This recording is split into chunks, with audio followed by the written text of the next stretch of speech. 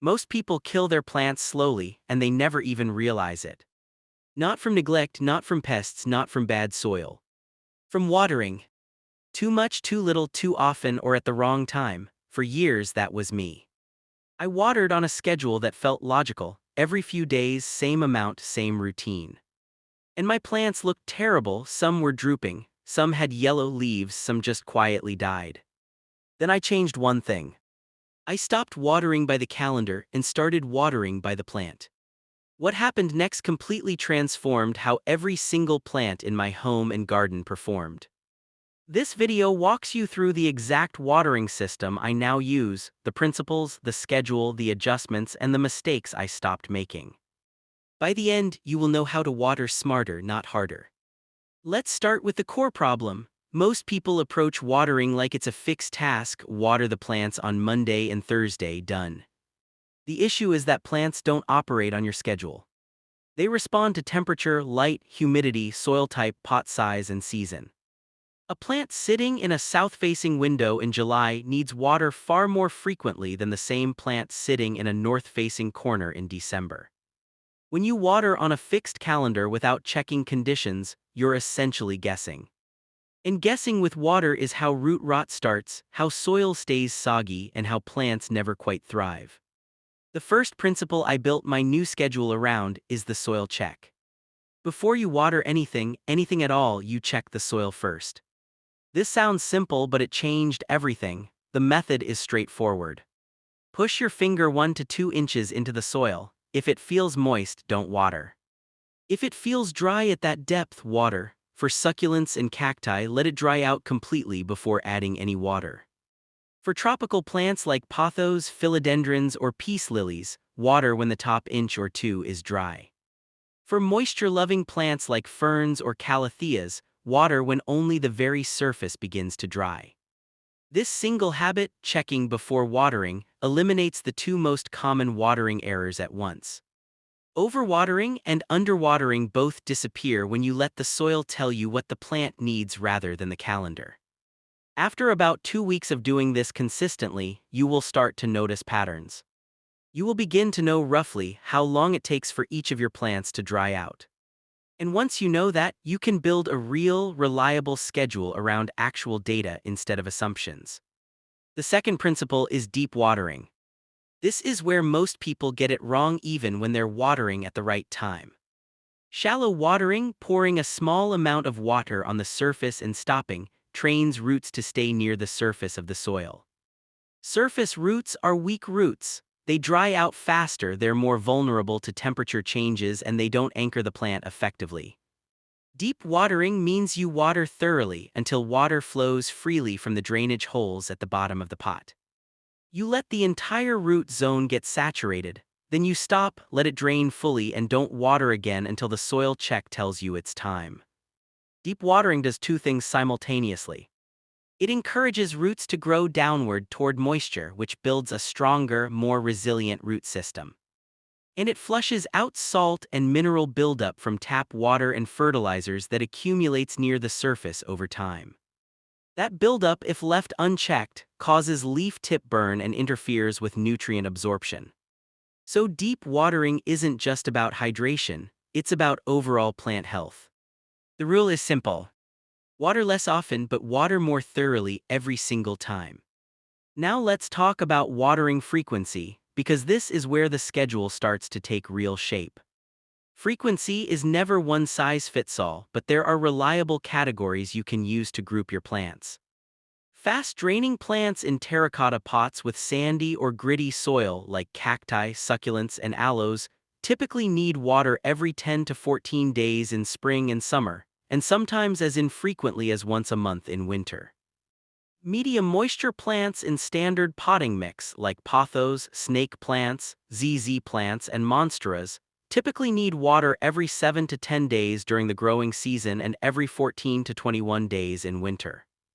High moisture plants in dense, peat-based soil like ferns, calatheas, and peace lilies often need water every 3 to 5 days in warm months and every 7 to 10 days when growth slows. These are starting points, not absolutes. Your job is to use the soil check to confirm or adjust these windows based on your actual conditions. A pothos in a humid bathroom may only need water every 12 days. The same pothos in a dry, heated apartment in winter might need water every 5 days. The category gives you the framework, the soil check gives you the confirmation. The third principle is timing, specifically when during the day you water. Morning is almost always the best time to water. Watering in the morning gives plants moisture going into the warmest, most photosynthetically active part of the day. Any water that splashes onto leaves has hours of warmth and airflow to evaporate before evening, which significantly reduces the risk of fungal issues. Evening watering is the riskiest. Moisture sitting on foliage overnight in lower temperatures creates ideal conditions for mold, mildew, and fungal disease. If morning watering isn't possible, midday is acceptable. Evening watering should be avoided whenever you can help it. For outdoor plants and garden beds, morning watering also reduces evaporation loss compared to midday watering in full sun. When you water at midday in hot weather, a significant portion of that water evaporates before it even reaches the root zone. Morning watering allows the soil to absorb it before temperatures peak. For indoor plants, timing is slightly less critical since they're not exposed to direct sun or outdoor heat, but morning still wins because it aligns water availability with peak plant activity during the day. Now let's address common mistakes, because understanding what went wrong is just as important as knowing what to do right. The first major mistake is using a fixed watering schedule regardless of season. Plants grow slowly or go dormant in fall and winter. Their water needs drop significantly. If you're still watering every 5 days in December the way you did in June, you are almost certainly overwatering. Cut your frequency nearly in half during the low-light, low-growth months and adjust back up as spring arrives and growth resumes. The second mistake is watering from the top without checking drainage. Water needs somewhere to go. If your pot doesn't have drainage holes, water collects at the bottom of the pot and creates an anaerobic waterlogged zone at the root level. This is where root rot starts.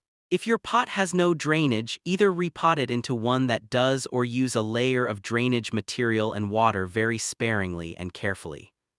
Always check that water is actually draining out when you water. If it pools on the surface for a long time before soaking in, your soil may be compacted or hydrophobic, and that needs to be addressed. The third mistake is misting as a substitute for watering. Misting adds humidity around leaves, which some tropical plants appreciate, but it does not water the plant. Roots are in the soil. Misting the foliage does nothing meaningful for root hydration. If you have been misting your plants and wondering why they still seem thirsty or stressed, this is why. Water the soil. Use a humidity tray or a small humidifier if your plant needs higher ambient humidity. Keep misting and watering as two entirely separate practices. The fourth mistake is watering all plants the same amount. Volume matters just as much as frequency. A large monstera in a 12-inch pot needs significantly more water per session than a small pothos in a 4-inch pot. A rough guideline is to use roughly a quarter of the pot's volume in water per watering session, so a 1-gallon pot gets about a quart of water, give or take.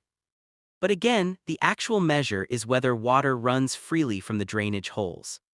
That's your confirmation that the root zone is fully saturated. Now let's build the actual schedule.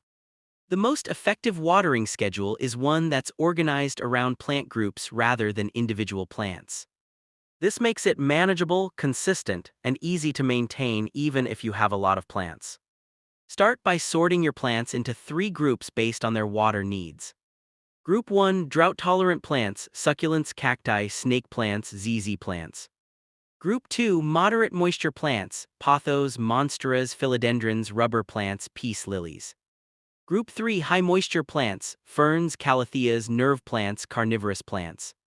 Once you have your groups, assign each group a watering day or days rather than watering everything at once. For example, Group 1 gets checked every 14 days and watered only if the soil is completely dry. Group 2 gets checked every 7 days and watered if the top 2 inches are dry. Group 3 gets checked every 3 to 4 days and watered when the surface begins to dry.